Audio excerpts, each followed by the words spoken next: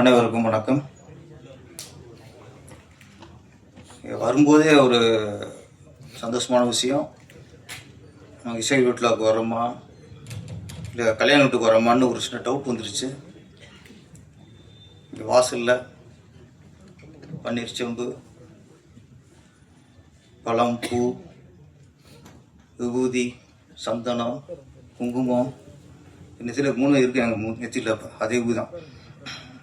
ஒரு கல்யாண வீட்டுக்கு போய் அங்கே வந்து வரவேற்பில் யாருன்னா புருஷரோட மனைவி, 2 பெண் குழந்தைங்க, ஒரு ஆண் குழந்தை, ஒரு குடும்ப நிகழ்ச்சி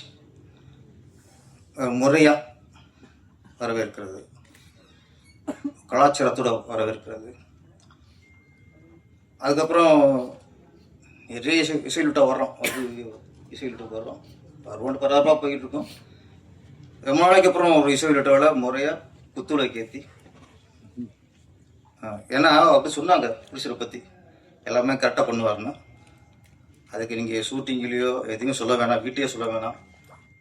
இந்த நிகழ்ச்சியை புருஷர் இப்படி கரெக்டாக இருக்கார், முறையாக இருக்கார் அப்படிங்கிறதுக்கு ஒரு உதாரணம். நன்றி சார்.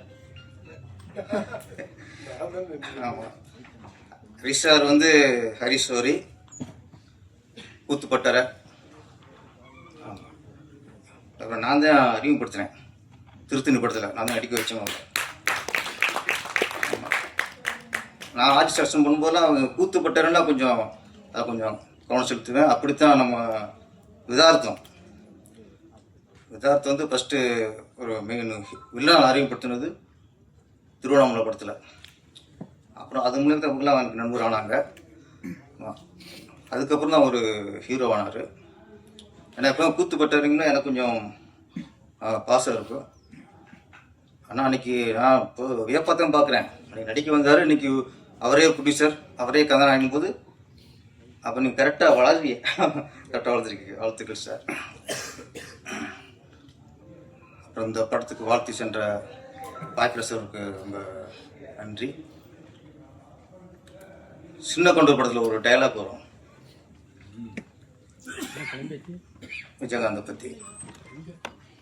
இவர் இடுப்பில் துண்டை கட்டினார்னா கோயிலுக்கு போகிறான்னு அர்த்தம், துண்டை முடித்து தோளில் போட்டார்னா பஞ்சாயத்து பண்ண போகிறான்னு அர்த்தம். இங்கே இன்னைக்கு சினிமாவில் சின்ன கவுண்டர் யாருன்னா செல்லுமணி சார் தான். அவர் இங்கே துண்டை மடித்து தோளில் போட்டால் தான் பஞ்சாயத்துக்கு போகிறான்னு அர்த்தம். இவர்கிட்ட கிளம்புனாலே பஞ்சாயத்துக்கு போகிறாங்க.